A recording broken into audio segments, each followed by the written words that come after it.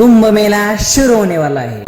सहस्रशीर्षा पुरुषाः सहस्राक्ष सहस्रपाद।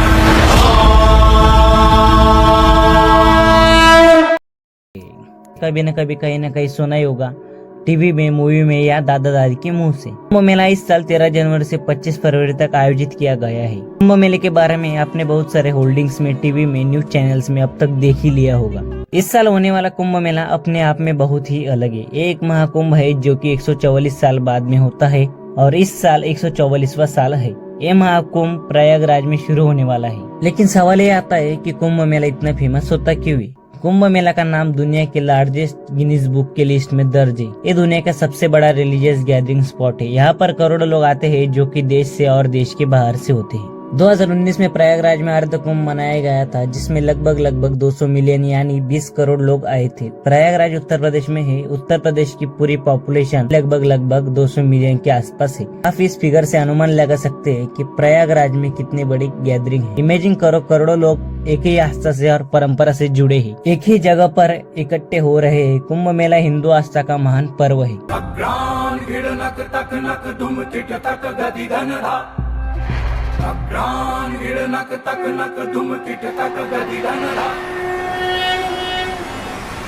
कुंभ मेला सिर्फ एक रिलीजियस फेस्टिवल नहीं है, ये आध्यात्म की तरफ जाने वाला एक रास्ता है। ऐसा रास्ता जिसमें माना जाता है कि गंगा जैसे पवित्र नदियों में स्नान करने से सारे पाप धुल जाते हैं, जीवन को शांति मिलती है और मोक्ष प्राप्ति होती है। देखते हैं आज की इस वीडियो में कुंभ मेले के इतिहास के बारे में जानेंगे। इसमें क्या क्या होता है, कहाँ होता है, इसका महत्व क्या है और भी कुछ कुंभ मेले से जुड़े हुआ आपको जानना जरूरी है। पौराणिक कथाओं के हिसाब से कुंभ मेले का इतिहास समुद्र मंथन से जुड़े हुआ है। समुद्र मंथन के बारे में आपने कभी न कभी कहीं न कहीं पढ़ा ही होगा। देवता और असुर के बीच में मंथन हुआ था, जिसे अमृत की प्राप्ति हुई थी। एक ऐसी कहानी से समझते हैं, एक बार देवराज इंद्र को श्राप दिया और उस श्राप के कारण सभी के सभी देवता कमजोर हो गए। अब देवता कमजोर हो गए और एक खबर जब असुरों को पता चलती है, तब असुरों ने स्वर्गलोक पर हमला किया। प्रमाणता ये होता है कि सारे असुर देवताओं को हराकर स्वर्गलोक में अपना कब्जा कर लेते हैं। इसके बाद सारे देवता ब्रह्मा जी के पास जाते हैं और सब कुछ बता देते हैं। ब्रह्मा जी सारे देवताओं को लेकर विष्णु जी के पास लेकर जाते हैं और मदद मांगते हैं। तब विष्णु जी एक सुझाव देते हैं,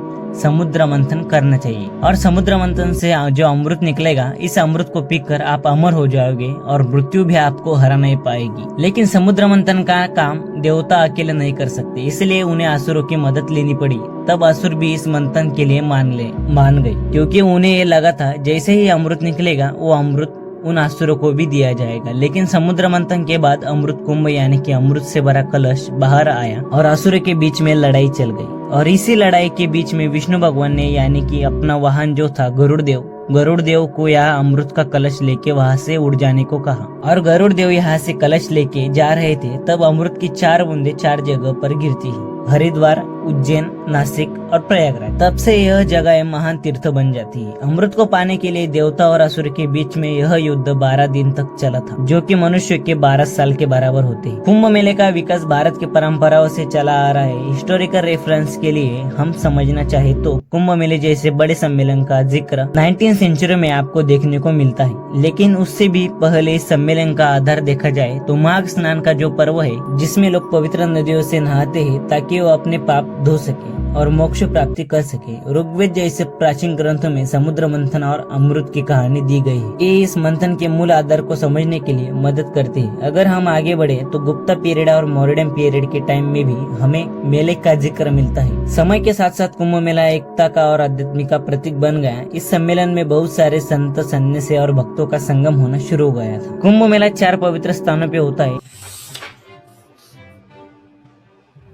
पहला स्थान है प्रयागराज। प्रयागराज त्रिवेणी संगम के लिए जाना जाता है। यहाँ पर 3 पवित्र नदियाँ मिलती है, गंगा, यमुना और काल्पनिक सरस्वती। दूसरा स्थान है यहाँ पर हरिद्वार। यहाँ पर गंगा नदी पहाड़ों से नीचे उतर आती है, जहाँ पर लोग गंगा स्नान करते हैं। अपने मन और आत्मा की शांति के लिए गंगा नदी के अलावा हरिद्वार अपनी शांति और ऊर्जा के लिए भी जाना जाता है। तो तीसरा स्थान आता है नासिक। नासिक गोदावरी नदी के तट पर स्थित है। यहाँ पर भी धार्मिक मान्यता है और पौराणिक कथाएं है। चौथा स्थान है उज्जैन। उज्जैन शिप्रा नदी के स्थान पर स्थित है, जिसका धार्मिक और आध्यात्मिक इतिहास है।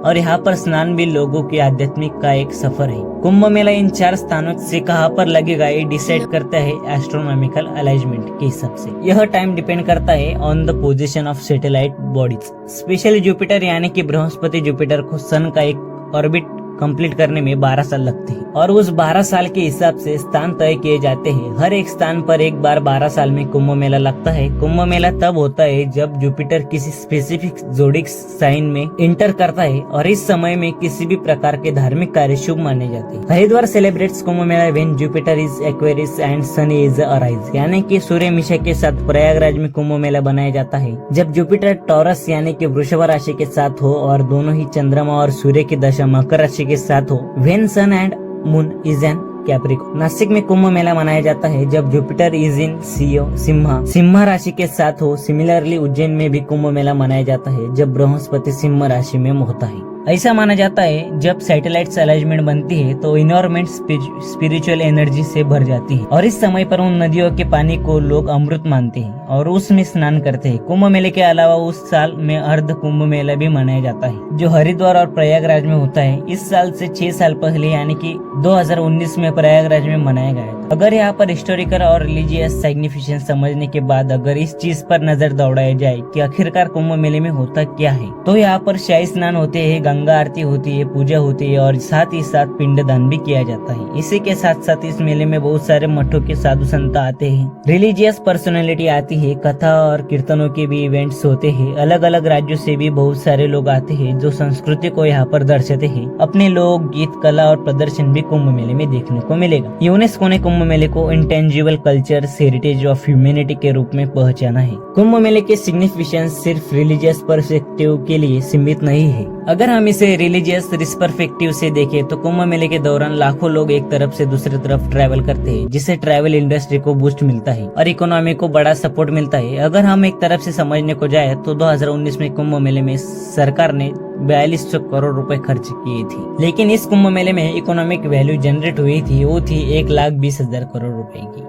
और साथ ही साथ एक कुंभ मेले में 60,000 लोगों को जॉब मिली थी। सिर्फ हॉस्पिटल इंडस्ट्री की बात करें तो 2.5 लाख लोगों को जॉब मिली थी। इन बड़े बड़े फिगर्स के अलावा इस पूरे इवेंट्स के लोकल बिजनेस को बड़ा बूस्ट मिलता है। छोटे से काउंटर से लेकर बड़े बड़े रेस्टोरेंट तक उन्हें काफी सारे काम मिलता है और वो कुछ ही दिनों में इतना सारा पैसा कमा लेते हैं जो उनकी 1 साल की इनकम होती है। अभी तक आपको वीडियो में ये समझने को आया ही होगा कि कुंभ मेला अपने आप में क्यों यूनिक है, क्योंकि इसका स्केल इतना बड़ा है। इतने में मेले को ऑर्गेनाइजम करने में बहुत बड़े बड़े चैलेंजेस भी आते होंगे। मेले को अटेंड करने से ऑर्गेनाइज करने तक अपने अपने चैलेंज है। महाकुंभ 2025 में traffic and crowd management data के हिसाब से इस साल लगभग 40 करोड़ लोग जो है इस महाकुंभ को अटेंड करने वाले। इसी चीज को ध्यान में रखते हुए जो एरिया है उसे 3200 हेक्टेयर से बढ़ाकर 4000 हेक्टेयर किया गया है। साथ ही साथ आप देखेंगे तो पार्किंग एरिया भी एक्सटेंड किया गया है। 720 सीसीटीवी कैमरेज लगाए गए हैं। बेसिक फैसिलिटीज को ध्यान में रखते हुए कुंभ मेले में 1.5 लाख से भी ज्यादा टेंट्स लगने वाले, 1.5 लाख से भी ज्यादा टॉयलेट्स लगाए जाएंगे। ऐसा माना जाता है कि यह महाकुंभ सबसे बड़ा कुंभ मेला माना जाएगा। इसी चीज को ध्यान में रखते हुए सरकार एक टेम्पररी डिस्ट्रिक्ट भी बनाएगा जिसे महाकुंभ डिस्ट्रिक्ट माना जाएगा। ये डिस्ट्रिक्ट एक टेम्पररी डिस्ट्रिक्ट है। जिस दिन महाकुंभ खत्म होगा उसी दिन इसको डिसॉल्व भी किया जाएगा। दोस्तों, यह कुंभ मेला सिर्फ इवेंट नहीं है, यह भारत की संस्कृति, आस्था और भारत को दर्शाता एक जीवंत प्रतीक है। यह एक समागम है धर्म, संस्कृति, आस्था का, जहाँ लोग अपने घरों से निकलते हैं अपने पाप को शुद्धि करने में और अपने पाप अध्यात्म के लिए, नए सफर के लिए। यह कुंभ मेला भारत का नहीं पूरे विश्व का मिसाल है। कैसे लोग एक साथ एक सूत्र में बन के एक आस्था का प्रमाण माना जाता है। तो दोस्तों, कुंभ मेले में 40 करोड़ से भी अधिक लोग आने वाले हैं और इनके साथ साथ इनके बच्चे भी रहने वाले हैं। तो आपको पता ही होगा कि इतने बड़े मेले में खाने के लिए बहुत महंगा होता होगा। इसी कारण एशिया के सबसे बड़े बिजनेसमैन गौतम अडानी ने इसे देखते हुए मेले में अपना हाथ बढ़ाया, यानी कि इस्कॉन के साथ मिलकर रोजाना 1 लाख से भी ज्यादा लोगों को फ्री में खाना देंगे गौतम अडानी, यानी कि प्रसादम। तो आप में से कितने लोग इस बार महाकुंभ में जाने वाले हैं, मुझे कमेंट में बताओ। और आपको इस वीडियो में क्या नई जानकारी मिली? अगर वीडियो पसंद आई तो वीडियो को लाइक करें और सब्सक्राइब जरूर करें।